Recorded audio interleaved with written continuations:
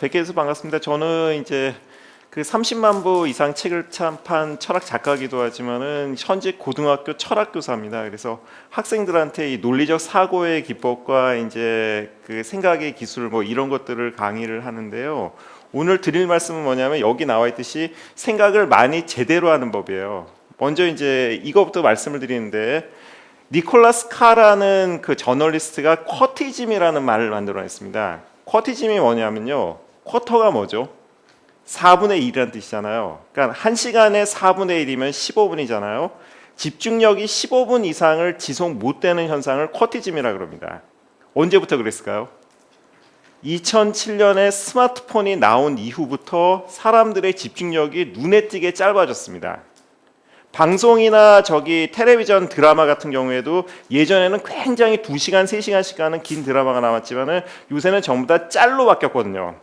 10분 클립, 15분 클립 이렇게 짤막짤막하게 보거든요. 조금만 길어지더라도 굉장히 이게 몰입하기가 힘들고 이제 딴 생각을 하고 집중력이 풀어지게 되거든요. 그러니까 사람들이 점점 이렇게 깊이 있는 생각을 못하고 이렇게 짤막짤막하게 이제 뭐 짤막 모여서 이제 웃고 즐기고 이런 식으로 많이 문화가 바뀌어가고 있거든요.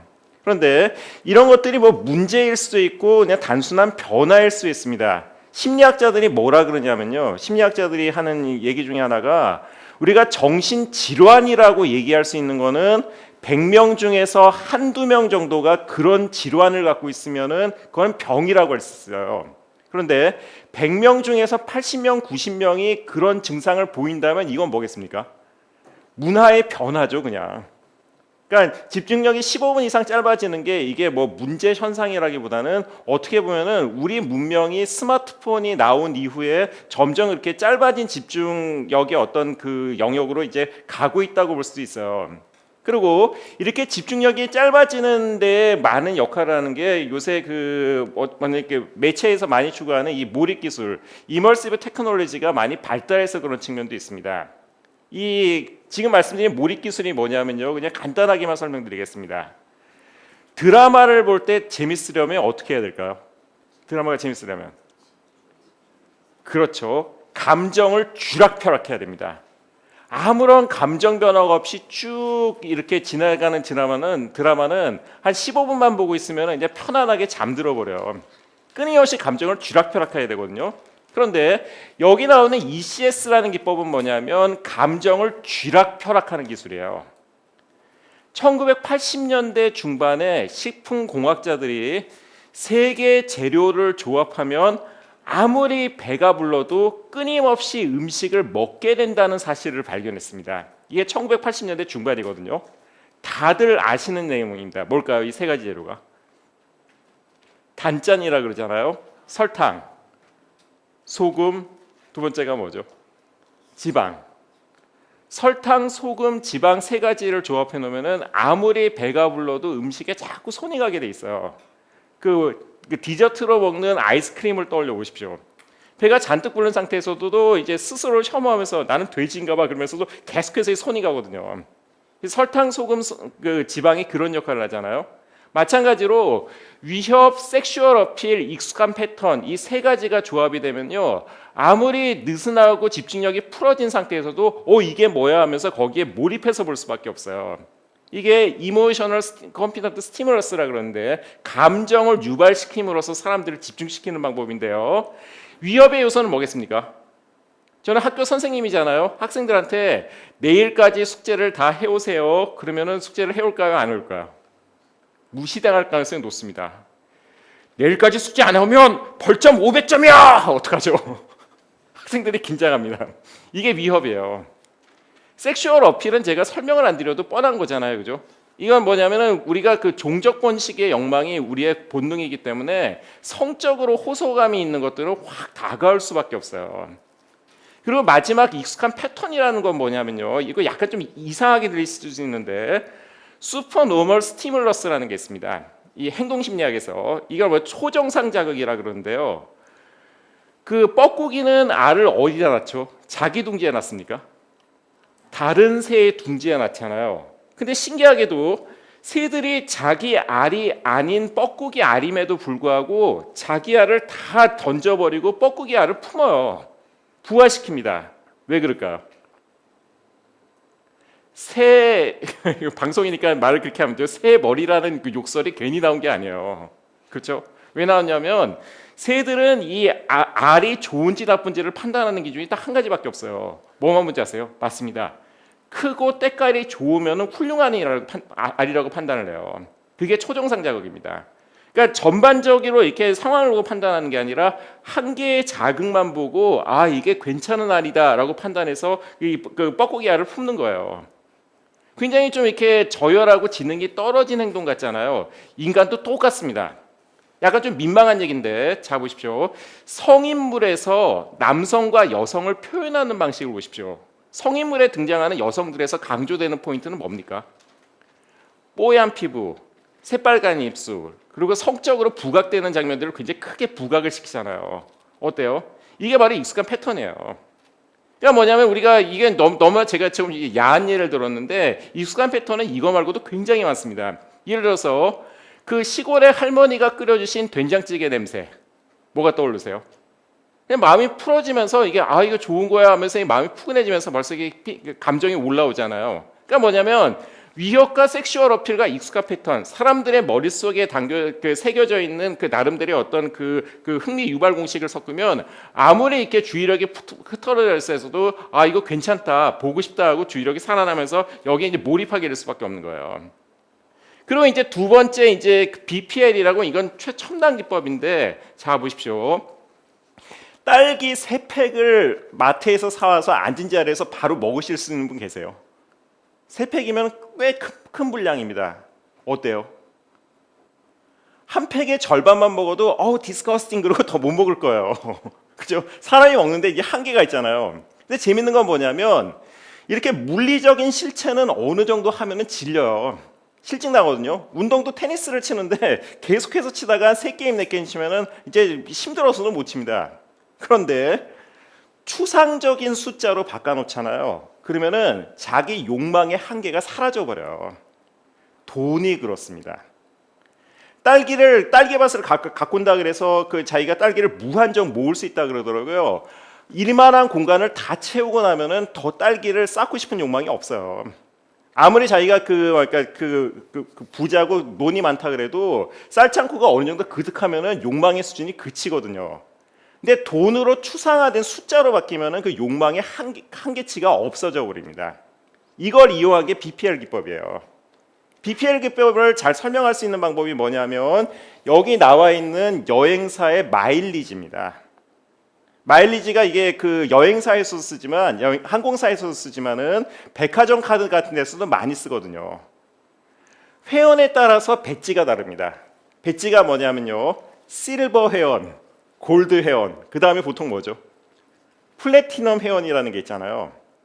자기 나름대로 이제 자기가 당신이 이 정도 사람이라는 인정 욕구를 자극을 해요. 당신은 실버니까 조금만 더 노력하면은 골드 회원이 될 수 있어요. 아무것도 아닌 것 같지만은 사람은 포유류이기 때문에 주변 사람들이 자기를 어떻게 보는지에 굉장히 민감하거든요.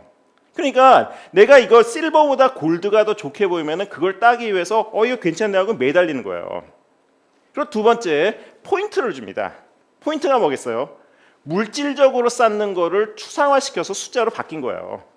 3만 포인트가 쌓였습니다. 5만 포인트가 쌓였습니다. 6만 포인트가 쌓였는데 이거 전부 다 날려버리시겠어요? 안 쓰시면은 카드 없애시면은 다 사라지는데요. 이런 식으로 하는 게 그 포인트예요. 그 다음에 리더보드라는 건 뭐냐면 순위를 매기는 겁니다. 손님께서는 지금 여기 참여하시는 분 중에서 지금 서울 300위권 안에 들었습니다. 이런 식으로 해가지고 메린지를 만들어주는 거거든요. 그러니까 이런 식으로 배지, 포인트, 리더보드 이런 식으로 해가지고 사람들을 추상적인 욕구로 이제 바꾸면서 사람들의 욕망이 계속해서 이제 자라날 수 있도록 이렇게 만드는 거거든요. 그러니까 제가 이렇게 말씀을 이렇게 길게 드리는 건 뭐냐면 현대 문명은 점점 사람들의 집중력이 짧아지기 때문에 그 짧은 집중력을 자기 물건을 사는 쪽으로 끌어오기 위해서 이렇게 최첨단 기법을 쓰면서 사람들의 감정을 쥐락푸락하면서 어떻습니까? 더욱더 생각하지 않는 쪽으로 몰고 간다는 거예요. 그러니까 이런 식으로 몰입 기법이 많이 이제 그 첨단화되고 발전할수록 사람들은 점점 더 생각을 안 하게 된다는 거죠. 그러면 이렇게 생각을 안 하게 된 문명은 바람직하겠습니까? 그렇지 않겠습니까? 바람직하지 않다는 게 결론일 것 같잖아요. 아닐 수도 있습니다. 왜 그러냐면요. 자 보십시오. 저는 소크라테스 연구로 박사학위를 받았는데요. 파이드로스 편이라는 플라톤의 대화편이 있습니다. 플라톤의 대화편의 주인공들은 항상 소크라테스예요. 그런데 파이드로스 편에서 소크라테스가 인류 문명을 타락시켰다면서 아주 격렬하게 비난하는 인류의 발명품이 있어요. 그게 뭔지 아세요? 문자입니다. 활자가 발명됨으로써 사람들이 생각을 안 하게 됐다는 거예요. 머릿속으로 외우려고 하죠. 머리로 외우고 그 의미를 새기려고 그러지 않고 그냥 적고 잊어버리게 됐다는 거예요. 다가오세요. 우리는 책 많이 보고 그 다음에 이제 활자에 익숙해질수록 참 지성인이고 바람직하고 보지만 2500년 전에 활자가 대중화되지 않았을 때는 이걸 전혀 다른 맥락으로 봤습니다. 19세기까지만 해도 아마 우리 할아버지 할머니 세대가 바로 그랬는데요. 집에서 소설을 보면 어른들이 칭찬했을 것 같아요. 야단쳤을 것 같아요. 외정시대만 해도요. 어땠습니까? 시골에서 자라신 분 한번 떠올려 보십시오. 쓸데없이 허황된 꿈만 꾸는 그런 잡소설들을 왜 보냐고 야단 맞았어요. 그렇잖아요. 지금은 문학이라고 받아들이지만 소설의 사회적인 어떤 위치는 굉장히 낮았습니다. 이런 거거든요. 그리고 텔레비전이 처음 나왔을 때는 이거 바보 상자라 그랬잖아요. 처음 나온 게 아니라 일반화됐을 때. 제가 학생 때 텔레비전을 보고 있으면은 너 참 그 머리가 없어 보인다. 참 멍청해 보여 하고 욕을 했거든요. 이런 거예요. 그러니까 새로운 문명이 나오면은 이걸 긍정적으로 받아들이는 게 아니라 이거는 인류를 타락시키고 지능을 저열하게 만드는 나쁜 발명품이라는 생각이 있었던 거예요. 그렇다고 한다면 제가 오늘 말씀드린 주제는 바로 이건데요. 인터넷과 스마트폰이 지금 대중화된 게 약 10년 정도 됐거든요. 아이폰이 등장한 게 2007년인데 불과 10년 만에 인류의 어떤 모습을 완전히 불가역적으로 바꿔버렸어요. 거리의 사람들을 보면 하나같이 스마트폰을 보고 있는 좀비가 돼버렸습니다. 다 화면만 보고 이렇게 돌아다니잖아요. 이게 좋아 보이세요? 나빠 보이세요? 지금은 굉장히 좀 한심하고 나빠 보이지만은 150년, 200년 뒤에 보면은 이것도 자연스러운 발전일 수 있어요. 그리고 스마트폰이 인류를 더 그 집중력이 짧게 하고 바보로 만드는 것 같지만 실제로 스마트해진 점도 굉장히 많습니다. 그렇잖아요. 그러니까 예를 들어서 그 은행 거래만 생각해 보셔도 은행에 가가지고 이거를 그 계좌를 트고 그 다음에 하나하나 거래하는 데는 상당히 많은 노하우와 지식이 필요하지만 지금의 스마트폰 앱은 어떻습니까? 1, 2분 만에 옛날에 수십 명이 했던 것 그리고 몇 시간이 걸렸던 일을 그냥 단번에 해결할 수가 있어요. 인류는 스마트해졌거든요. 그러니까 어떻게 보면은 집중력이 짧아지고 그 다음에 생각을 안 하게 된 우리의 현대 문명이 나쁜 것보다는 긍정적인 측면으로 볼 수도 있다는 거예요. 그러나 저는 전자공학자가 아니라 철학자입니다. 이런 모습이 저한테 긍정적일 리가 있을까요? 없죠. 제 밥줄이 끊기는데. 사람들이 생각을 해야만 저는 직업이 생길 수가 있는 그런 위치입니다. 그래서 여기에 대해서 비판적으로 접근할 수밖에 없는데요. 인정해요. 인류가 스마트해지는 건 맞아요. 똑똑해지고 있습니다. 그런데 문제는 뭐냐면 이게 뱀의 지혜라는 거예요.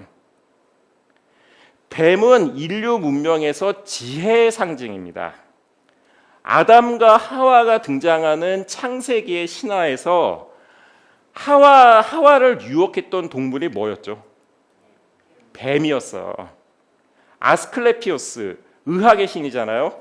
의학의 신이 들고 있는 지팡이에 감겨 있는 동물이 뭐겠습니까? 뱀이에요. 뱀이 왜 지혜의 동물인 줄 아세요? 뱀하고 프로이드적으로 보면 뱀하고 똑같은 등치를 이루는 게 여성입니다. 그런데 이걸 잘못 들으면 여성에 대한 비하로 느껴지실지 모르겠지만 프로이드는 전혀 그런 뜻으로 얘기하지 않았어요. 뱀하고 여성이 왜 등치로 봤냐면요, 여성의 직감력을 높게 샀기 때문에 그렇습니다. 여자의 직감 있잖아요. 우리 남편이 바람 피는 거야. 100% 맞습니다. 그죠? 딱 보고 뭔가 이렇게 옷차림이 흐트러진 것만 보더라도 우리 남편한테 문제가 있어. 알잖아요. 남성들은 둔해서 모르지만 여성들은 촉이 살아있다 그러잖아요. 그죠? 인간관계에 있어서도 굉장히 그 놀라운 직감으로 이거 긍정적인 의미입니다. 잘 찾아내잖아요. 이게 뭐냐면은 그 본성적으로 타고난 어떤 직감력이 있어요. 통찰이죠. 지혜는 지혜 맞습니다. 이런 쪽으로 보면은 이 뱀의 지혜도 맞는 거예요. 그죠? 현대 문명에서 얘기하는 이 스마트폰이 길러주는 건 뭐냐면 논리적으로 생각하지 않더라도 너무 많은 정보를 매일같이 접하다 보면은 몸속에 뭡니까? 러닝 스루, 훈습을 통해서 연기가 스며들듯이 나한테 지혜가 쌓여가요. 뭔가 이게 감각적으로 이건 아닌 것 같은데 그러면서 감성의 도덕성이 살아나기 시작합니다. 감성 자체로 이게 어떤 옳은지 그른지를 판단할 수 있는 경지까지 올라가 버리는 거예요. 이거를 뱀의 지혜라 그럽니다. 제가 만든 말입니다. 그런데 뱀의 지혜가 문제가 뭐냐면은 그런 거예요. 뱀의 지혜도 필요하죠. 뱀의 본능도 굉장히 중요합니다. 직관적으로 현실을 파악해서 무엇이 옳은지 그른지를 판단하는 것도 굉장히 중요한 지혜지만 문제는 이것이 인간의 지성을 이길 수가 없다는 거예요. 보십시오. 뱀은요, 뱀의 지혜가 가지고 있는 한계는 다른 식의 생각이 불가능하다는 거예요. 그럴 리가 없겠지만 그냥 어디까지나 제가 그냥 예로 드는 건데 만약에 그럴 리가 절대 없겠지만 스튜디오에 불이 났다고 생각해 보세요. 어디로 뛰어가시겠어요? 입구로 반사적으로 뛰어가요. 이거는 논리적으로 생각하는 게 아니라 그냥 본능적으로 살아야 되니까 입구 쪽으로 달려갑니다. 그래서 극장에서 화재가 나면은 대다수 사람들이 그냥 입구 근처에서 지식사에서 죽는 게 일반적인 모습이래요. 그런데 탈출을 하려면 어디를 향해서 뛰어가야 될까요? 그렇죠. 입구가 아니라 파란색 불빛을 보고 비상구를 향해서 달려가야 되는 거예요. 이건 뭡니까? 뱀의 지혜를 따라간 게 아니라 이성의 논리로 공포심을 누르면서 마음의 그 감정의 논리를 누르고 이성을 작동해서 합리적인 길을 찾아간 거예요. 이래야 되는 거거든요. 가짜 뉴스를 작동시키는 게 뭐냐면요. 요새 사회적으로 가짜 뉴스가 큰 문제인데 가짜 뉴스도 ECS 기법을 그대로 씁니다. 감정 자극 유발법, 아까 말씀드린 감정 유발 자극법의 세 가지 요소가 뭐라 그랬죠? 위협, 섹슈얼 어필, 익숙한 패턴. 악마적인 사람의 어떤 그 상징적인 모습을 딱 보여주고 패턴을 보여주고 이런 인물이 우리를 위협하고 있다고 사람들한테 공포심을 자극해요. 그 다음에 뭡니까? 약간의 그 어떤 그 성적인 요소로 호기심을 일깨웁니다. 이 세 가지를 접하면 어떠냐면 사람들이 그냥 본능적으로 자기 머릿속에 새겨져 있는 사고 체계를 작동시켜 버려요. 민주주의 사회에서 가장 위험한 거는 이런 뱀의 본능에 따라 사람들이 생각하지 않고 그냥 본능이 이끄는 대로 뱀의 어떤 지혜를 따라가게 만드는 거예요. 그래서 지성적인 사회가 되기 위해서는 우리 사회가 좀 더 합리적이고 선진적으로 되기 위해서는 생각을 제대로 많이 하는 기술을 익혀야 된다는 겁니다. 이게 오늘 제가 그래서 왜 그 생각의 입법, 생각을 많이 하고 잘하는 기술을 강의를 하게 된 이유인데요. 그러면은 여기까지가 서론적인 말씀이고 그러면 어떻게 해야 생각을 제대로 많이 할 수 있는지를 들려드릴 텐데요. 혹시 여기까지 드린 말씀 중에서 하시고 싶은 말씀이나 그 질문이 계십니까? 제가 질문을 던지고 3초를 기다리겠습니다. 기다리라 그래서요. 옛날에 다녔습니다.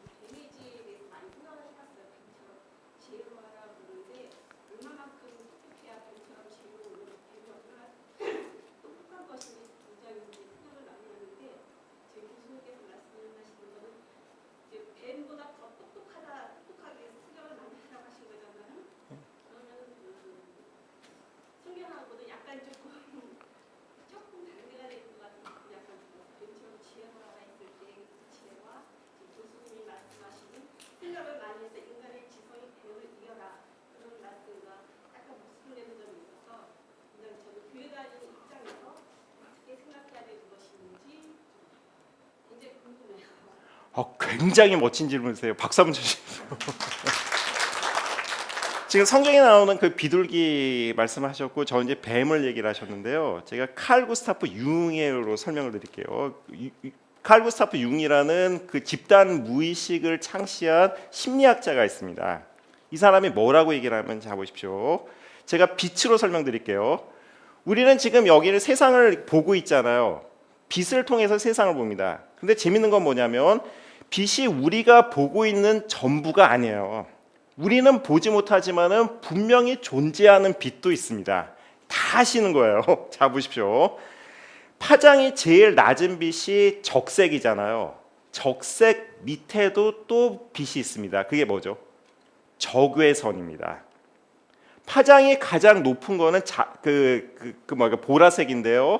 보라색 밖에 우리가 못 보는 빛이 또 있어요. 그게 뭐죠? 자외선입니다. 그렇잖아요, 그죠? 우리는 눈에 보이지 않지만 분명히 존재하고 있고 우리한테 영향을 미쳐요. 칼 구스타프 융이 뭐라 그러냐면 이거 굉장히 설득력 있는 얘기인데 우리가 의식하지 못해도 우리 삶에 영향을 미치는 두 개의 요소가 있다는 거예요. 하나는 뭐겠습니까? 지금 말씀드린 뱀의 영역, 본능의 영역이 있어요. 본능이 나한테 명령하면서 나를 이끌어가는 힘이 있고 위에 있는 건 뭐겠습니까? 영적인 영역이 있어요. 칼 구스타프 융입니다. 분명히 우리가 여기에 대해서 합리적으로 설명을 할 수 있지만은 우리는 인간인 이상 이게 뭔지 알아요. 뭔가 섭리 같은 게 있거든요. 내 삶을 끌고 가는 뭔가 위대한 정신적인 힘이 있어요. 기독교 성경에서 말하는 어떤 그 지혜라는 거는 뱀의 지혜는 이 밑쪽의 영역이지만 우리의 본능이 주는 지혜지만은 이 영적인 지혜는 뭐냐면 우리는 알 수 없지만은 이 분명히 존재하기 때문에 따라야 되는 어떤 이런 것이라고 얘기를 해요. 근데 이런 지혜도 필요하지만 문제는 뭐냐면 이런 영적인 영역과 본능적인 영역은 우리가 훈련을 통해서 극복할 수 있는 영역이 아닙니다. 그렇잖아요, 그죠? 우리의 눈이 보이지 않기 때문에 영적인 요소들이 그 신앙인의 입장에서는 굉장히 설득력이 있지만은 일상에서 이거를 펼치기에는 한계가 있는 거예요. 그래서 제가 오늘 말씀드린 건 뭐냐면 이런 뱀의 지혜도 아니고 영적인 지혜도 아니고 그렇다고 한다면 우리가 누구나 공감할 수 있고 이해할 수 있는 합리성의 영역 안에서 제대로 생각을 하고 주장을 하려면 어떻게 해야 되는지 이제 이 말씀을 드리려고 하는 거거든요. 어떻게 제가 답변이 됐을까요? 예, 넘어가도 될까요? 이런 차원에서 한번 보시는데요. 그러면 제대로 생각하기 위해서는 어떻게 하냐? 아리스토텔레스가 수사학에서 한 얘기입니다. 사람을 설득하는 방법에는 그 측면에는 로고스, 파토스, 에토스의 세 개 측면이 있습니다. 이거는 외워두셔도 굉장히 멋진 말들인데요. 로고스는 뭐겠습니까? 태초에 말씀이 있었다라고 했을 때 그 말씀이 로고스예요. 그리스어로 로고스인데 지적인 측면을 얘기하는 거고요. 파토스는 영어의 패션의 어원입니다. 패션이 뭐죠? 열정, 감성을 얘기합니다. 지적인 측면, 감성적인 측면. 에토스는 그 사람의 에식, 윤리라는 뜻도 있지만 품성적인 측면, 캐릭터, 그 사람의 성격을 얘기하는 거예요. 그래서 우리말로는 로고스, 파토스, 에토스를 뭐로 옮기냐면은 지식, 정서, 의지, 지정의라고 옮깁니다. 서양에서는 이걸 로고스, 파토스, 에토스라고 얘기를 해요. 그러면 자 보십시오. 우리가 일상에서 대화를 하고 상대를 설득을 할 때 로고스, 파토스, 에토스 중에서 이 세 가지 중에서 가장 큰 힘을 발휘하는 거는 뭘 것 같으세요? 맞습니다. 여기 연배가 계신 분들이니까 바로 하시더라고요. 10대 청소년들은 로고스가 가장 큰 힘을 미친다고 얘기를 해요. 논리적으로 잘 내가 말을 풀어내면 사람들이 내 말을 잘 들어주고 설득이 될 거라고 생각을 합니다. 근데 일상생활에서 말을 잘하는 사람은 어떤 느낌으로 다가오냐면 입만 까졌다고 다가와요. 참 재수없네 이렇게 다가와요. 말을 잘하면 잘할수록 그 사람에게 설득력이 올라가는 게 아니라 기분만 나빠져요. 당신이 잘못됐다는 이유를 내가 세 가지로 설명해 보겠습니다 라고 하면은 세 가지가 설득되는 게 아니라 더 짜증나는 거예요. 로고스는 실제로 일상에서 영향을 받지 못합니다. 제일 영향력을 크게 미치는 게 뭔지 아세요? 에토스입니다. 그 사람의 품성이에요. 믿고 싶어서 그 사람이 좋아서 그 사람의 얘기가 설득력이 있는 거지 그 사람의 얘기가 논리적이라서 설득이 되는 게 아니에요. 일단 그 사람이 좋았습니다. 그죠? 이게 나쁜 남자의 비밀이에요. 나쁜 남자의 특징이 뭔지 아세요? 잘생겼어요. 못생긴 나쁜 남자는 그냥 나쁜 새끼입니다. 그건 아무것도 아니에요. 무슨 얘기라도 짜증이 나는데 잘생기면 좋은 거예요.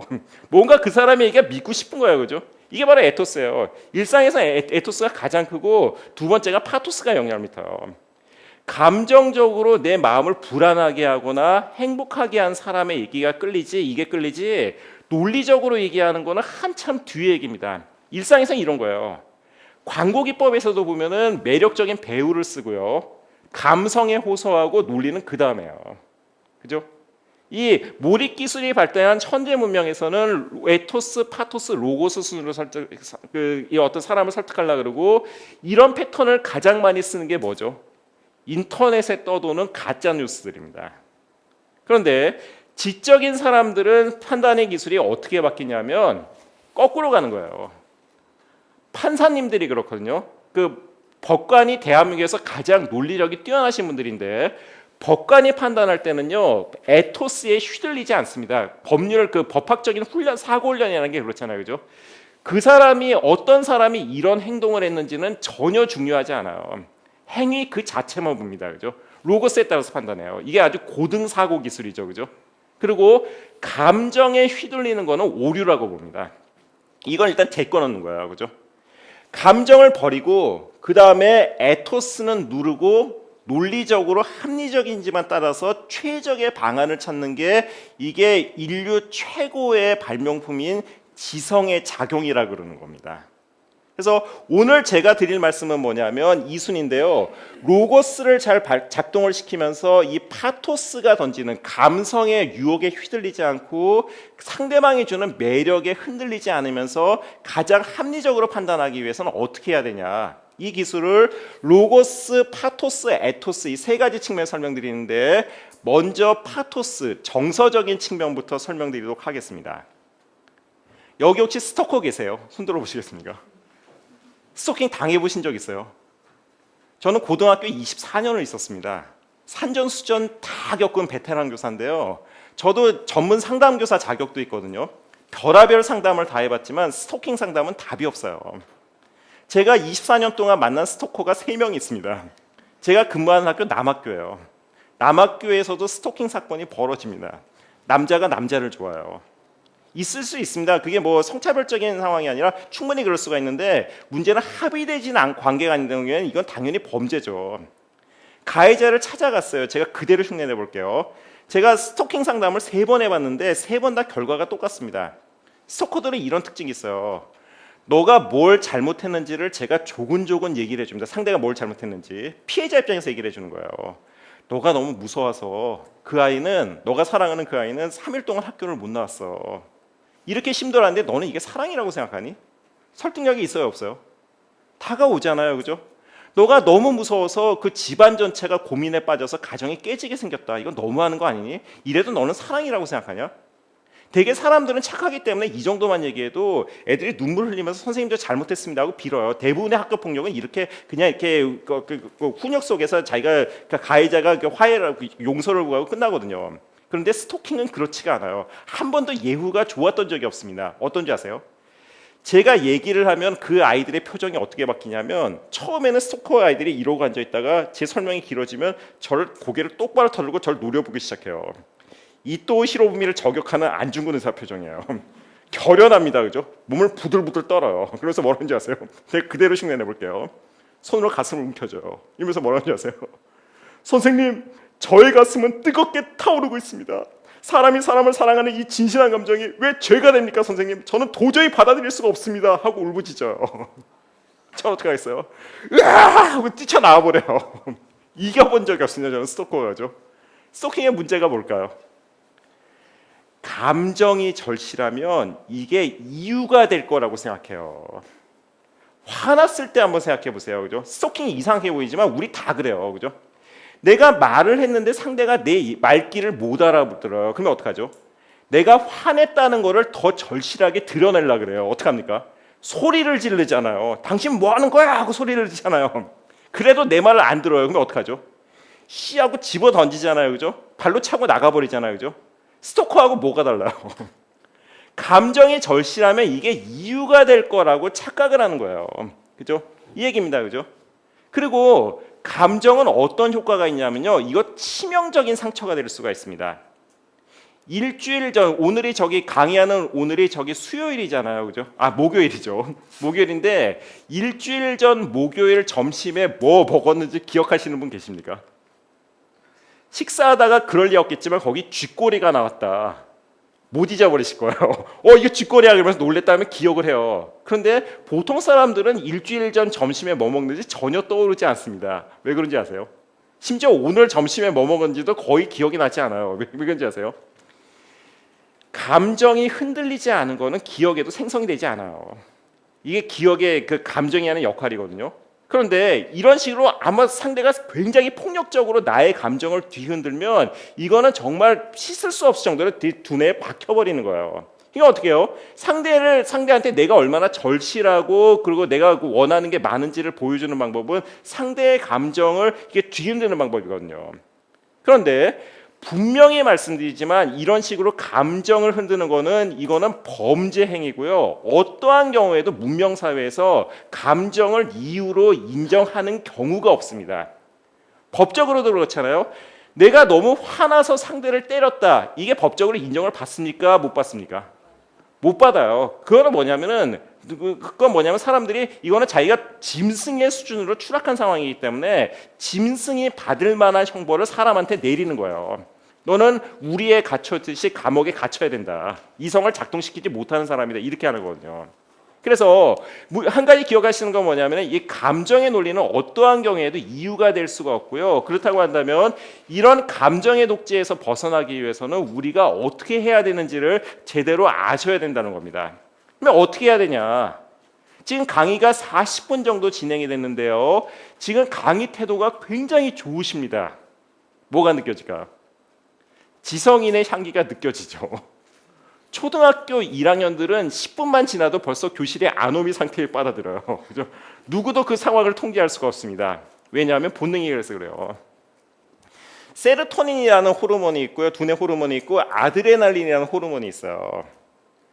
여기 앉아 계신 분들은 이렇게 40분 정도의 어떤 이게 강의를 꾸준히 들으실 정도의 능력이, 지적 지구력이 있으신 분들은 이런 광경이 편안하고 좋으실 거예요.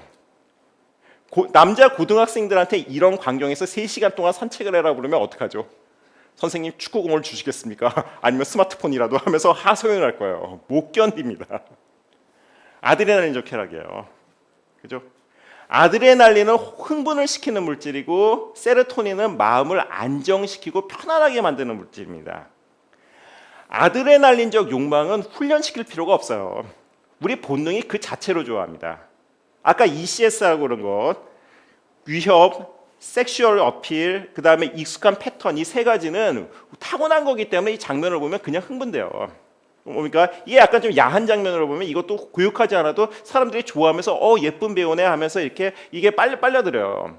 그런데 이렇게 그 편안한 숲속을 거니는 것, 그리고 어떻습니까? 그 따뜻한 탕 속에 목욕탕 속에 들어가지고 시원하다 그러면서 이렇게 그 풀어지는 어떤 편안한 감정. 더 섬세하게 들어간다면은 아주 좋은 시를 읽으면서 이 시 정말 좋은데 그러면서 은은한 감정을 느끼는 것. 이게 세로토닌적 욕망인데요. 이런 세로토닌적 욕망은 훈련을 받고 교육을 받아야만 길러질 수 있는 거예요. 여기 고려 사이버대학교잖아요. 대학 과정 정도 온 사람이면요, 대학 강의를 들을 정도의 사람들이라면 이 세로토닌적인 욕망을 즐길 수 있는 능력을 갖추신 분들입니다. 일반 고등학생들한테 이 세로토닌적 욕망을 일깨우면 어떤 광경이 벌어지는 줄 아세요? 교실의 강의가 세로토닌적 욕망에 호소하는 거잖아요. 15분만 지나도 학생들의 태반이 파워 세이브 모드에 빠져 있습니다. 그냥 잠들어 버리는 거예요. 자극이 없으면 그게 그냥 졸린 걸로 끝나는 거예요. 그러니까 뭐냐면 제가 드릴 말씀은 뭐냐면 지성인일수록 감정의 영향을 적게 받잖아요. 세로토닌적인 욕망을 키우면서 여기에 이제 익숙하게 즐길 수 있는 능력을 가꾸신 거거든요. 이 세로토닌적 욕망을 키우는 가장 좋은 활동은 뭐냐면 독서입니다. 책을 보는 거거든요. 그런데 현대 문명은 아시다시피 여기서 유튜브라 그러면 안 되니까 너튜브라고 하겠습니다. 이 너튜브라든지 뭐 이런 것들을 보시면 알겠지만 이게 그 집중력을 요구하거나 이런 것보다는 세로토닌 욕망보다는 아드레날린적 욕망을 자극을 하잖아요. 그래서 제가 권해드리는 건 뭐냐면 아마 이 강의가 끝나서 뭐 생각을 제대로 하고 싶은 분들은 제일 먼저 해야 되는 건 뭐냐면 책과 활자에 익숙해지시는 훈련을 해야 되는 겁니다. 근데 책이 어떻게 익숙해지냐면요. 제가 알고 있는 한 저도 학교 선생님이라서 교육학 공부를 많이 했는데 교육 이론의 상당수는 수면 이론에서 왔어요. 이게 무슨 말씀이냐면은 잠잘 때 눕자마자 바로 코를 고시면서 잠드시는 분들이 많을까요, 적을까요? 거의 없습니다. 물론 교실 뒤편에 숙련된 학생들은 등받이에 등을 대고만 해도 바로 숙면에 빠지지만 그 학생들은 아주 고도의 훈련의 결과예요. 대부분 어떻습니까? 뒤척뒤척 15분 정도 지난 다음에 이제 잠에 빠지잖아요. 그건 왜 그러냐면 의학적으로 설명한다면 수면 물질인 멜라토닌이 두뇌를 채우는 데까지 걸리는 시간이 보통 15분이에요. 그래야 이제 그 잠에 빠져들 수 있는 몸의 준비가 이루어지거든요. 독서도 마찬가지입니다. 어려운 사상서라든지 공학책을 볼 때 보자마자 집중된다는 건 그건 거짓말이에요. 아인슈타인도 그거 안 됩니다. 어떤 식이냐면 15분 정도 잠자리에서 잠을 청하듯이 책을 보다 보면은 자기도 모르게 그냥 잠에 빠져 있듯이 책에 빠져 있어요. 그리고 어떻죠? 도서관 문 닫은 시간이라고 나가라 그러는데도 잠자리에서 못 일어날 때처럼 5분만 더 보고 10분만 더 보고 그리고 계속해서 보고 있는 거예요. 그러니까 이 감정의 어떤 휘둘림에서 파토스의 휘둘림에서 벗어나서 이 집중력을 기르면서 로고스를 회복하는 방법 팁 하나는 뭐냐면은 이와 같이 가늘고 모질게 꾸준하게 매일매일 10분 15분이라도 집중해서 활자를 보는 훈련을 하시는 것. 여기 사이버 대학의 상당 대부분의 분들은 저 같은 직장인이시고 일을 하시는 분을 알고 있는데요. 그럼에도 불구하고 일과 시간 중에서 꼭 활용할 수 있는 시간을 권해서 이와 같이 지적 지구력을 기르는 활동을 하시기 바랍니다. 이게 잘 읽고 생각할 수 있는 첫 번째 어떤 팁이고요. 혹시 여기까지 드린 말씀 중에서 하시고 싶은 말씀이나 질문이 계십니까? 다시 3초를 기다려드리겠습니다.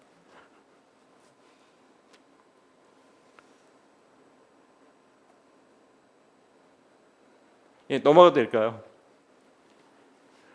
두 번째는 이제 로고스 측면입니다. 로고스, 파토스, 에토스 이 생각의 세 요소 중에서 이제 파토스 부분을 말씀드렸고요. 이제 가장 핵심이 되는 로고스 부분을 말씀드리는데요. 철학을 전공하는 사람 중에서 생각을 잘하는 법을 설명하기는 너무나 심플하고 간단합니다. 왜냐하면요, 논리학이라는 학문은 아리스토텔레스라는 아까 설명드린 아리스토텔레스라는 철학자가 2500년 전에 논리학이라는 학문을 정립한 후에 20세기가 올 때까지 전혀 바뀐 게 없습니다. 진보가 없었던 거예요.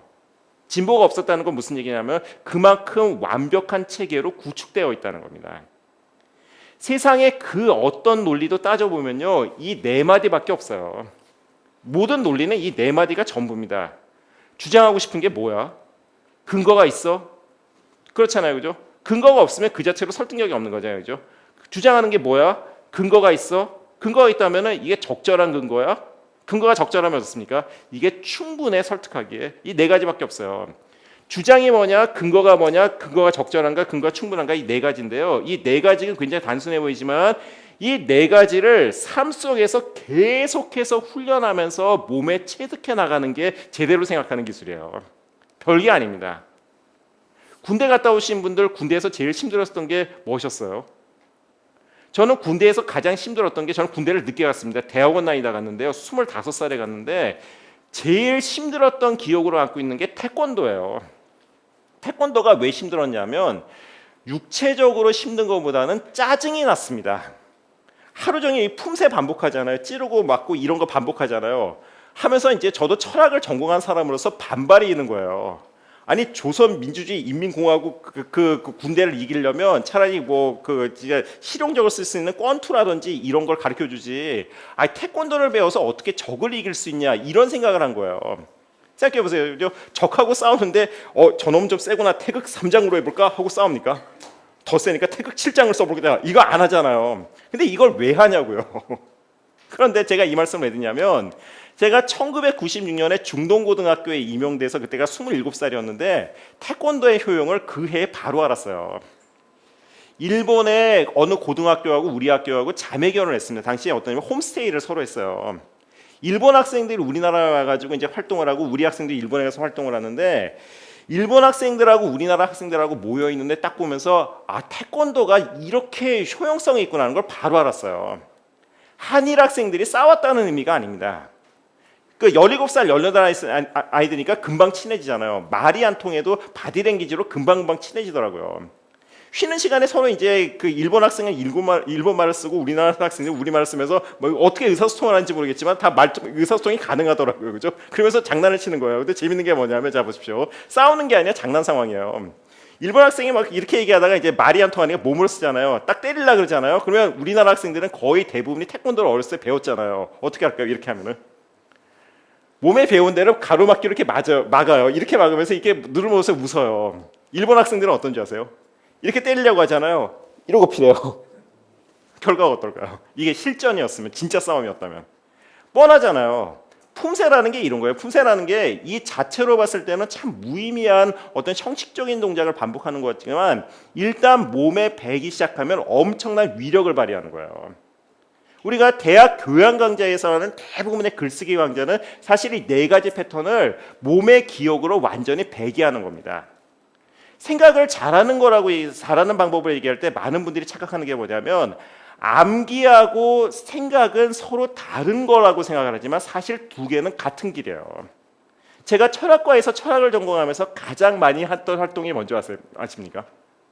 암기예요. 철학이 생각하는 학문이라고 생각하시면 모르겠지만 전혀 그렇지 않습니다.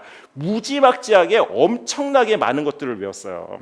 정말 많이 외웠습니다. 그죠? 철학을 전공하면 기본적으로 전공 소양 안에서 암기해야 될 논증이 50개가 넘어요. 데카르트의 고기터 명제부터 도출 과정부터 해가지고 몇 개의 철학과대 학생이면 반드시 알아야 되는 어떤 논증들이 있습니다. 이 패턴은 그냥 암기라는 거예요. 단순 지식을 암기하는 게 아니라 생각하는 기술을 암기하는 겁니다. 제가 철학교사로서 몇 가지 팁을 나름대로 정리해드리겠습니다. 이런 기술들을요 외우려고 하지 말고 일상에서 계속 한번 써보십시오. 어떤 기술이냐면 자 보십시오. 첫 번째 출발은 뭐냐면요 단순히 받아들이지 말고 반문하는 기술이에요. 이걸 한번 생각해 볼까 하고 묻는 거예요. 여기 혹시 학교 선생님 계세요? 중학교 선생님. 중학교 교무실에서 벌어지는 광경을 제가 사례로 말씀드릴게요. 여기 성인이시니까 이게 어떤 상황인지 안다고 오실 겁니다. 선생님 조퇴할게요 라고 했습니다. 학생이 그죠? 와서 선생님 조퇴할게요 라고 하면은 선생님의 그 다음 반응은 뭐겠습니까? 왜죠? 이걸 논리 본능이라 그래요. 인간은 누구나 어떤 주장을 하면 그 주장에 대한 근거를 묻게 되어 있습니다. 성인은 어떡하죠? 왜라고 물으면은 이유를 창조할 수 있는 능력이 있어요. 거짓말을 할 수 있다는 겁니다. 고등학교 3학년쯤 되면요 이유를 다양하게 창조해낼 수가 있어요. 어제는 배가 아팠지만 오늘은 머리가 아픕니다. 뭐 하면서 하잖아요. 그죠? 갑자기 마음이 쓸쓸해지네요 하면서 이유를 만들어내는데 대부분 중학교 2학년 정도의 레벨에서는 이유를 창조할 수 있는 능력이 없어요. 어떤지 아세요? 벌어지는 관계를 그대로 보여드릴게요. 선생님 조퇴할게요. 왜? 그냥요. 이거예요. 황당하잖아요. 선생님이 당연히 묻죠. 그냥요가 뭐야 임마. 이유를 대야 선생님이 보내주지. 너 왜 조퇴하려고 그러는데 라면 성인 입장에서 이유를 댈 수 있을 것 같잖아요. 중학교 2학년 단계에서 이유를 댄다는 건요 강아지한테 논리를 세워보라는 거하고 똑같습니다. 정말 힘든 일이에요. 어떤지 아세요? 왜 조퇴하는데 그러면 몸을 비비 떨어요. 그러면서 이래요. 에이씨 선생님 한 번만 봐주시면 안 돼요? 내일부터 절대 안 그럴게요. 오늘 한 번만 봐주세요 선생님. 이렇게 얘기를 해요. 뭐죠? 논리를 세울 수 있는 능력이 없으니까 감정에 호소를 하는 거예요. 그렇죠? 강아지가 왈왈 짖다가 왈왈 짖는 거하고 똑같은 거예요. 제가 중학생들을 비하하는 표현 절대 아닙니다. 그거 오해하지 마십시오. 그죠? 지적 발달 수준이 그렇다는 거예요. 그죠?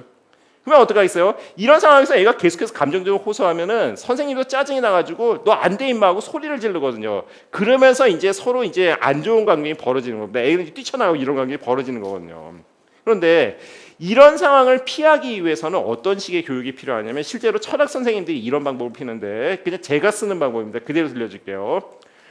선생님 조퇴하고 싶어요. 왜? 그냥요 반복되잖아요. 그러면 아이한테 솔직히 고백을 해요.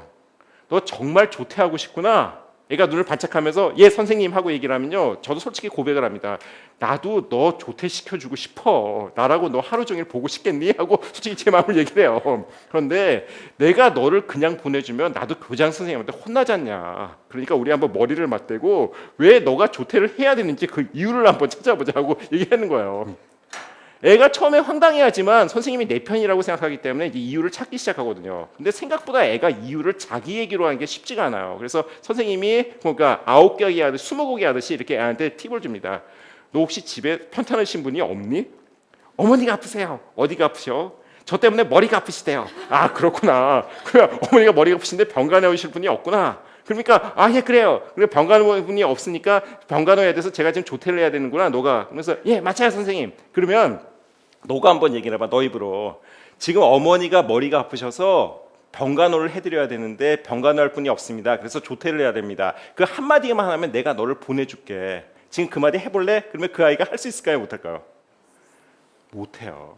실제 해보십시오. 그죠? 이런 식이에요. 아 그러니까 어머니가 그 다음에 뭐였지? 아 머리가 아파서 선생님 그냥 보내주세요.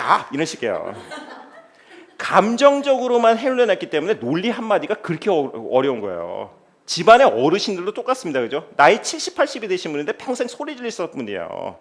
합리적으로 설명할 수 있다고 우리는 그 이성적으로 믿지만 그분은 그런 능력이 없어요. 기른 적이 없는데 어떻게 해요? 그죠? 그러니까 뭐만 하면 버럭 소리 붙여 걸리는 거예요. 그 할 때 제일 그런 분들을 치유하는 방법은 뭐냐면 첫 마디에서 이거 돼 안 돼라고 답변을 듣는 게 아니라 역질문을 던지는 거예요. 지금 왜 화가 나셨는지 우리 한번 진지하게 생각을 해볼까요? 이런 식으로 한번 던지세요. 그죠? 뭐뭐를 생각해 볼까라는 건요 굉장히 중요한 부분이고 이게 사고를 여는 출발점입니다. 왜 그런지 한번 생각해 볼까요? 라고 질문을 던지는 순간 생각이 열리면서 다른 해법이 가능하기 시작해요. 이해가 되세요? 두 번째 물음은 골든 룰이라고 합니다. 윤리학의 기본이죠. 내가 만약에 이런 행동을 한다면 상대가 어떻게 느낄까? 이건 뭐냐면 그 마샬 누스바움이라는 그 정치 철학자죠. 이 정치적 감정, political emotion이라는 유명한 책이 있습니다. 거기서 얘기하는 거 통하는 얘기인데요. 모든 윤리의 출발은 상대의 감정을 공감해 주는 거예요. 논리적으로 따지기 전에 만약에 이런 상황에서 내가 이렇게 얘기하면 상대가 아플까 안 아플까, 기쁠까 그렇지 않을까를 먼저 헤아려야 됩니다. 그리고 세 번째는 굉장히 고등 질문이죠. 이거를 보편화명작이라는데 칸트의 정언명법, 카테고리시의 임페라티브를 한마디로 정리한 겁니다. 내가 정말 하고 싶은 일들을 모든 사람들이 다 했을 때 어떤 일이 벌어질까? 나는 너무나 정당하다고 생각을 하지만 이 행동을 내가 아닌 모든 사람이 했을 때 어떤 일이 벌어질까? 내 의지의 준칙이 보편적 입법의 원리가 되도록 행동하라. 이게 칸트의 정언명법이잖아요. 말은 정말 어렵지만 간단한 거예요. 내가 이런 상황에서 그 고통벽구를 어겼을 때 경찰관한테 뇌물을 주고 벌점을 없앴다. 나한텐 좋죠. 그런데 이게 모든 사람들이 똑같이 했을 때 이걸 정당할 수 없는지를 스스로 물어보라는 거예요. 도덕성을 점검하는 물음입니다. 그리고 네 번째는 지적 성장에 있어서 가장 중요한 물음이죠. 만약 이런 일이 벌어진다면 어떤 일이 생길까? 제가 학교 선생님이니까 학교의 사례를 들게요. 중학교 3학년하고 고등학교 3학년은 엄청난 지적 차이가 있어요.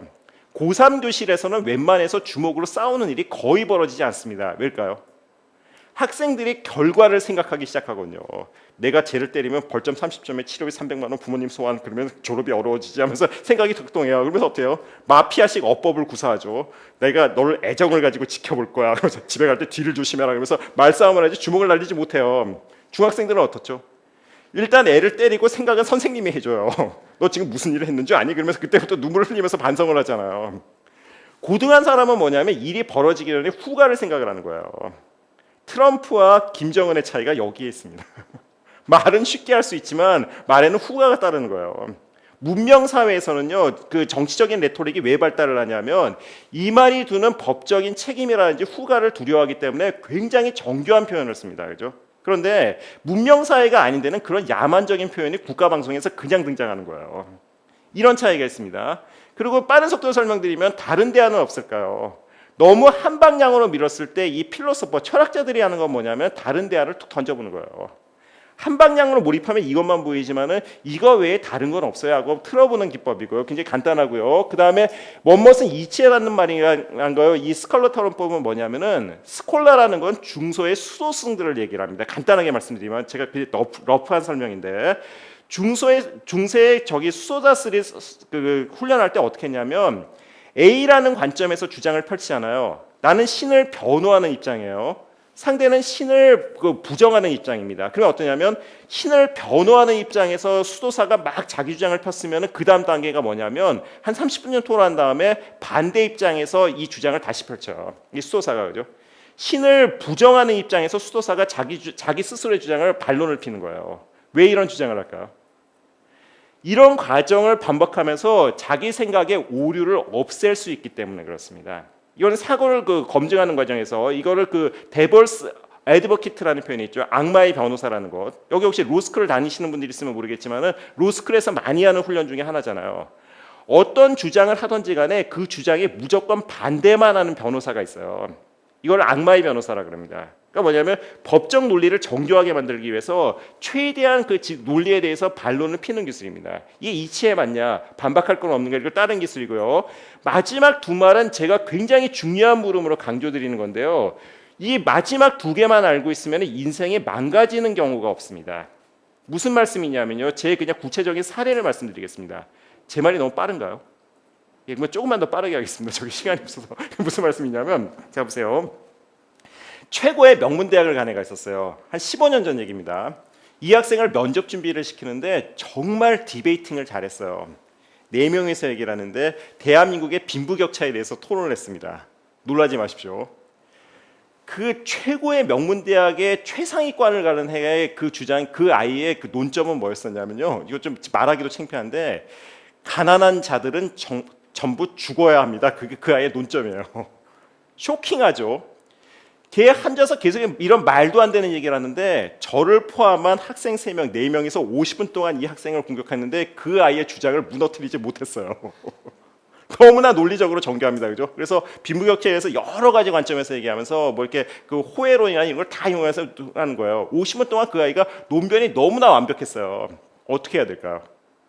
네가 사람이냐? 그러면 뭐겠습니까? 이거는 감정의 호소예요. 이건 논리가 아닙니다. 그 근거가 되지 않아요. 어떻게 하냐면 이 상황에서는 논리를 접고 그 다음에 영적인 영역에 호소를 합니다. 그죠? 우리 눈에는 보이지 않지만은 보편적인 인권이라는 게 있어요. 두 가지 물음을 그냥 던지는 겁니다. 내가 말로는 당신을 이길 수가 없어요. 그런데 만약 가난한 사람들이 모두 죽어야 되는 그런 사회에 산다면 그런 사회가 아름다울까요? 저는 모르겠습니다. 한마디예요. 상대의 양심에 묻고 여기서 끝내는 겁니다. 그죠? 더 이상 설득하는 게 아니라 여기까지예요. 그죠? 나는 당신의 논리를 도저히 이길 수가 없지만 그런 세상에서 살고 싶은 사람이 있다고 저는 믿고 싶지 않습니다. 한마디예요. 그리고 그 상황이 옳다 그러다가 아니면 그 상황이 정리가 됐어요. 그리고 어떤지 아세요? 그날 새벽 3시쯤 그 아이가 집에 찾아와서 저를 찾았어요. 왜 찾았을까요? 무릎 꿇고 사과를 했습니다. 선생님, 제가 아까는 아이들을 이기고 싶은 욕망에서 제가 너무 막 나간 것 같아요. 제가 생각해도 제가 말이 안 되는 주장을 펼친 것 같습니다. 죄송합니다고 얘기를 해요. 그게 사람이에요. 그래서 말을 잘하는 기술이라는 게 그 논리적 검투사가 되는 게 아니라 가장 이성적이고 합리적으로 생각하면서 그 궁극적으로는 도덕적인 판단까지 가능한 인간까지 가는 게 가장 훌륭하게 생각하는 게 좋게 생각하고 말하는 기술인데요. 그런 기술을 익히기 위해서는 제가 정리한 여기 나와 있는 이 8개의 물음을 활용하시는 게 좋다는 그 말씀을 드립니다. 여기까지가 이제 파토스 로고스에 대한 부분인데요. 여기까지 드린 말씀 중에서 혹시 하시고 싶은 말씀이나 질문이 계십니까? 다시 3초를 기다려드리겠습니다. 저는 이 순간이 너무 좋습니다.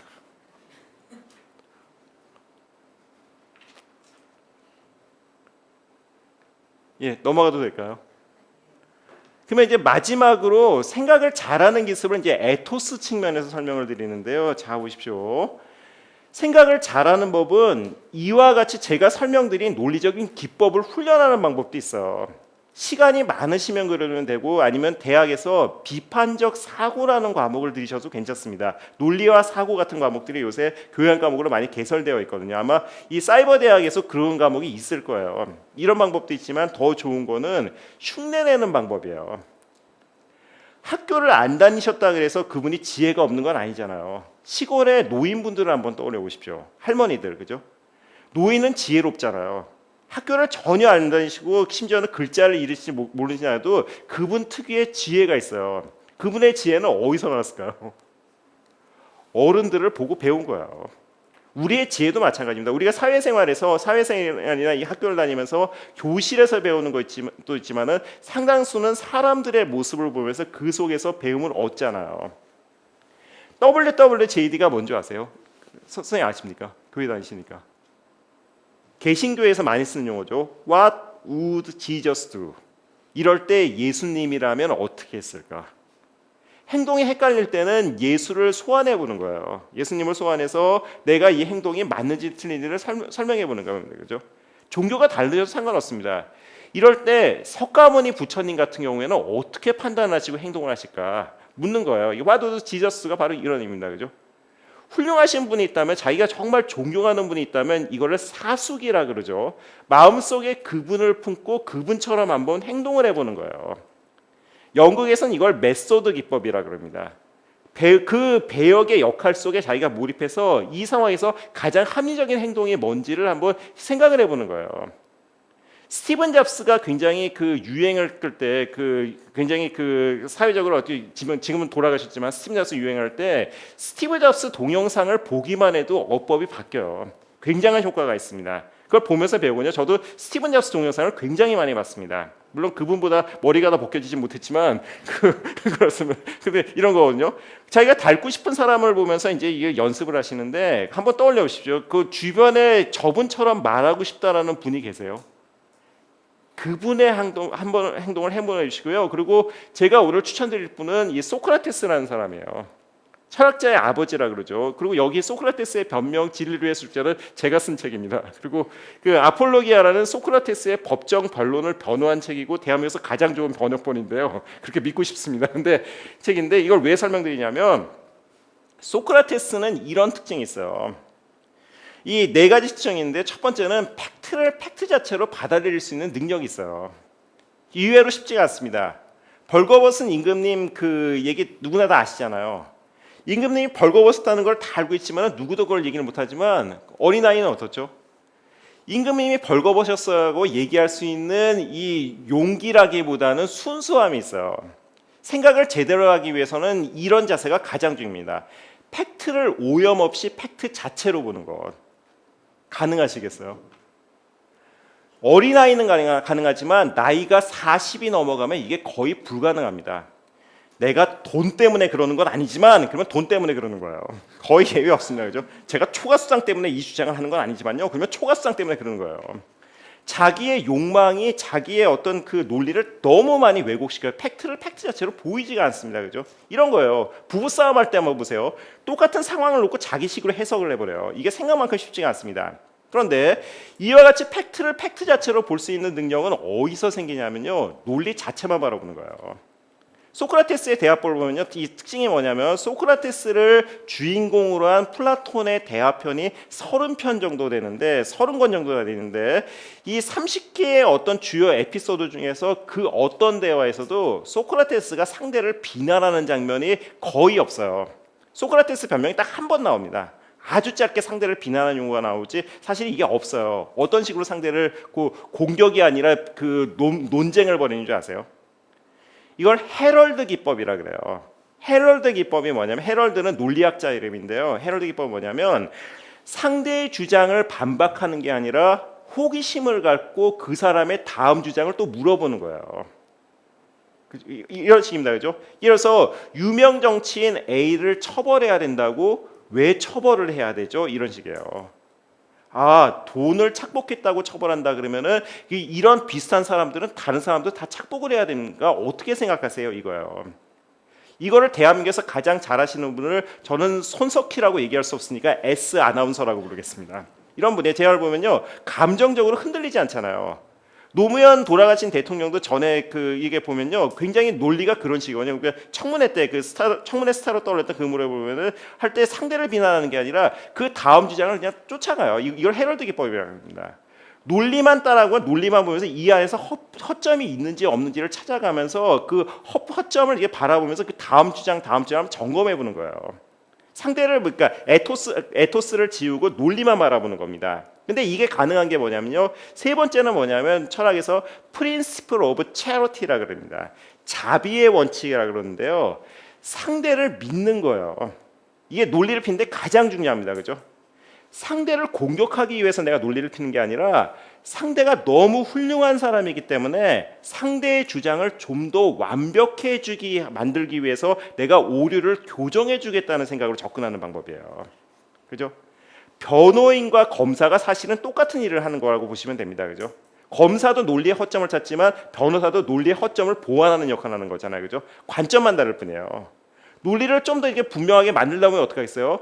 최종적인 결과는 어떻겠습니까? 좀 더 확실한 논리가 굳어지면서 그 가운데서 승자와 패자가 생긴다는 개념이 아니에요. 우리의 논의가 좀 더 바람직하고 아름답게 칼로스 아가토스. 칼로스는 뭐냐면 아름답다는 뜻이고요. 아가토스는 선하다는 뜻입니다. 논리가 극으로 갔을 때 결국은 도덕적인 결말로 이루어진다는 거예요. 이게 소크라테스의 기본적인 믿음입니다. 그러니까 뭐냐면 기본적으로 팩트를 팩트 자체로 물어보고 그 다음에 상대가 어떤 사람이든 간에 그 사람을 보지 않고 논리를 논리 자체로 보면서 상대의 주장을 공격하다는 의도가 아니라 우리의 논리를 좀 더 완벽하게 만들어주자는 주장으로 솔직하게 객관적으로 오류를 찾아보는 거예요. 그 가운데서 논의가 합리적으로 바람직한 도덕적으로 결망적으로 자연스러워 나오도록 이렇게 하는 게 소크라테스의 얘기입니다. 그래서 이런 방법을 찾는 방법은 저는 그래서 소크라테스를 전공을 하면서 이런 식의 사고 기법을 익혔고요. 만약에 소크라테스가 너무 어렵다고 생각하시면 어떤 사람이 되든지 상관이 없습니다. 정말 말을 잘하는 사람 같다. 저 사람은 정말 그 언변이 뛰어나다는 분이 있다면은 그분의 주장을 그냥 읽고 끝나는 게 아니라 그분의 영혼을 내 것으로 한번 만들어 보십시오. 그분처럼 생각하고 그분처럼 말하는 기법을 하고요. 가장 좋은 거는 그분의 그 글들을 한번 손으로 베껴보는 것도 굉장히 좋은 연습이거든요. 이런 걸 하면서 그 자신의 어떤 그 논리적 방법을 그 어떤 개선해 나가는 게 굉장히 좋은 방법이라는 팁을 드리고요. 그리고 마지막으로 저의 경우를 말씀드리면 저는 말을 잘합니까? 못합니까? 20여 권의 책을 썼고 30만 부 이상의 책을 팔았습니다. 나름대로 철학 분야에서는 알려진 필자지만 저는 고등학교 때 말을 너무 더듬었고요. 말을 못했어요. 그리고 저는 작가로서 소질이 없다는 얘기도 정말 많이 들었습니다. 제가 이게 자전적인 어떤 그 성공담을 얘기하려고 해서 그 얘기를 들은 게 아니라 제가 왜 이런 얘기를 하냐면 제가 작가가 된 이유는 딱 한 가지밖에 없어요. 왜일까요? 사람은 부족하기 때문에 노력을 해요. 인생은 성공에서 의미가 나오는 경우가 없습니다. 실패에서 의미가 나오거든요. 그죠? 실패를 통해서 자기가 성장의 욕구가 발현하는 거고 굴욕감 속에서 이겨내고 싶은 것의 에너지가 튀어나오는 거잖아요. 그죠? 제가 말을 더듬고 너무 말을 못했기 때문에 잘하고 싶은 욕망이 너무 컸던 거예요. 그런데 말을 잘하는 방법은 역설적으로 한 가지밖에 없어요. 자연과학은 머리에서 나오지만 뛰어난 두뇌에서 나오지만 인문학은 무거운 엉덩이에서 나옵니다. 인문학의 천재 따위는 없어요. 저는 100% 확신합니다. 그죠? 제가 인문학을 공부하면서 늘 들었던 얘기가 뭐냐면 인문학이라는 거는 선현들이 이루어낸 거인 같은 학문의 업적에 조각돌 하나를 더 얹어놓는 것이다. 아마 저 헤겔의 말로 알고 있는데 이런 말이 사실 인문학의 정신이거든요. 색다른 생각, 좋은 생각이라는 건요 정말 많은 독서와 경험이 필요한 겁니다. 제가 아까 소개해드린 제가 가장 좋아하는 심리학자인데 칼 구스타프 융의 유명한 얘기죠. 모르는 것은 꿈에서도 나올 수가 없어요. 재료가 나쁜데 그 음식이 요리가 좋을 리가 없습니다. 가장 좋은 거는 많이 듣고 보고 이런 것들이 다상량을 하기 위해서는 다독을 하고 다 경험을 하는 게 무엇보다 중요하고요. 그리고 두 번째 이 얘기도 맞는 것 같아요. 다치바나 다카시라는 분 아세요? 일본의 유명한 저술가죠. 이분이 1대 100의 법칙이라는 걸 얘기했는데 저도 이 얘기에 100% 공감을 해요. 일대 100의 법칙이 뭐냐면 적어도 원고료를 받고 팔 수 있을 만큼의 글이 나오려면 원고료를 받고 팔 수 있을 만큼의 퀄리티를 가진 글 한 페이지를 쓰려면 적어도 100페이지 이상을 읽어야 된다는 겁니다. 그래야 한 페이지가 정말 읽을 만한 글이 나온다는 거예요. 실제 그런 것 같아요. 저도 이제 어떤 그 작가로서 글을 쓰다 보면 이 정도가 되면은 말을 하고 싶은 욕망을 주체할 수가 없어요. 배설력이 키우라고요, 그죠? 많이 먹었기 때문에 당연히 배설하고 싶은 욕구가 나오는데 이게 바로 다치바나 다카시 얘기입니다. 그러니까 좋게 생각하기 위해서는 좋은 생각 그리고 훌륭한 생각을 하기 위해서는 많이 읽는 게 가장 중요하고요. 그리고 더 중요한 건 뭐냐면 여기 고려 사이버대학교의 수강생 여러분이 사실 저하고 상황이 똑같습니다. 어떤 상황이죠? 퇴근하고 오신 분 많잖아요. 그리고 주경 야독하시는 분들 많잖아요. 저도 직업이 교사고 밤에 글을 쓰고 공부를 합니다. 어떻게 할까요? 마감에 쫓기지 않는 명작은 없어요. 항상 저한테 마감을 쪼는 편집자들의 얘기입니다. 선생님 원고를 주셔야 됩니다 하면서 항상 그래요. 그리고 항상 특징이 뭐냐면 그 글을 잘 쓰는 사람들이 여유가 많을까요? 없을까요? 없습니다. 음식점이 붐비는 데는 이유가 있고요. 한 작가한테 글이 청탁이 몰리는 데도 이유가 있어요. 근데 재밌는 건 뭐냐면 청탁을 했을 때 아주 유명 작가, 글 잘 쓴 사람들이 거절을 잘할 것 같지만 의외로 그런 분들이 또 거절도 잘 못해요. 그런 경험 아마 하실 수 있습니다. 그죠? 정말 유명 작가인데 이분이 내 메일에 답신을 해줄까 하고 메일을 썼는데 의외로 답신 받으신 분들 꽤 있어요. 그분의 성품이 원래 그렇습니다. 그죠? 그래서 그 지경까지 간 거예요. 그죠? 자기의 영혼을 갈아 넣으면서 글을 만들 거죠. 그죠? 그게 뭐냐면 두려움하지 말고 마감 속으로 자기를 밀어붙여야 돼요. 고려 사이버대학교에 등록하실 때 결심이 있었잖아요. 그죠? 그 결심이 여러분들이 갖고 있는 마감 압박입니다. 그죠? 편하게 살 수 있음에도 불구하고 나는 그러고 싶지가 않은 거예요. 그럼 못할 것 같지만은 일단 하면은 또 해지잖아요. 그죠? 10,000원 버스에 사람이 더 안 들어갈 것 같지만 무한히 사람이 들어갔잖아요. 그죠? 아침 지하철 한번 보세요. 여기서 어떻게 타 그러는데도 한 50명이 더 타잖아요. 그게 인생인 거예요. 끊임없이 몰아붙이면서 자기한테 생각할 수 있는 시간을 만들어내는데 가장 중요한 건 루틴을 확보하는 겁니다. 아까 그 세로토닌적 욕망을 키우기 위해서는 이게 훈련이 필요하다고 말씀드렸는데 루틴을 만드는 과정이 굉장히 중요해요. 마지막으로 제 작가로서의 경험을 말씀드리면 저는 1996년에 중동고등학교 철학교사로 임용이 돼서 가장 힘들었던 게 뭐냐면 공부할 시간이 없었다는 거예요. 1년만 하고 그만두고 싶었어요. 저는 정말 그 그리스에 가가지고 공부를 하고 싶어가지고 이 자퇴를 하고 싶었는데 나름대로 살아남기 위해서 제 나름대로 머리를 짜냈습니다. 이게 20년이 된 저의 생활 습관인데 어떠냐면 무조건 학교에서는 제가 다른 일을 할 수 없기 때문에 아침 7시 반에서 4시 반까지는 무조건 저는 학교 선생님이에요. 학교 일만 합니다. 그리고 퇴근해서 저도 결혼하고 아이가 있으니까 퇴근해서 8시 반까지는 아빠로 삽니다. 그리고 8시 반에는 잠을 잡니다. 그리고 새벽 2시에 깹니다. 그리고 2시부터 5시 반까지 이 3시간 반은 오롯이 저만을 위한 시간이에요. 그 시간에 공부를 하고 5시 반에 다시 잠을 잡니다. 그리고 7시 반에 깨서 허겁지겁 등교를 해서 지각을 합니다. 그리고 교장 선생님한테 혼납니다. 이게 하루의 일과의 시작이었거든요. 그런데 이런 패턴이 처음에는 굉장히 힘들었지만은 일단 몸에 배면 물론 저도 그 일과를 지금은 제가 나이가 50이 넘었기 때문에 쉽지는 않지만은 지키려고 노력은 하고 있습니다. 그리고 이 일과를 지키는 게 결국 생각이 쌓여나는 것 같아요. 이 좋은 생각의 기본이라는 건요 짧고 굵게 몰아서 하는 게 아니라 가늘고 모질게 끝까지 가는 게 결국 이 승부처인 것 같아요. 짧고 굵게 어떤 능력을 키우려고 보다 보면은 장렬하게 전사하는 결과밖에 없습니다. 가늘고 모질게 끝까지 능력을 키우는 어떤 이런 걸 하시는 것. 그리고 마지막으로 제가 당부드리는 거는 운동을 해야 근육이 생기듯 정신의 근력을 키우기 위해서는 꾸준히 읽기, 쓰기, 말하기, 듣기가 필요합니다. 쓰고 생각하는 자신만의 루틴을 만드시기 바랍니다. 지금 퇴근하시고 그리고 일을 하시고 저녁에 와서 굉장히 그 집중력 있게 이런 좋은 강의를 듣고 계신데요. 아무쪼록 이런 집중력을 기를 수 있는 훈련을 꾸준히 하시면서 좋은 생각과 영혼을 갖고 가시기 바랍니다. 제 강의는 여기까지입니다. 고맙습니다.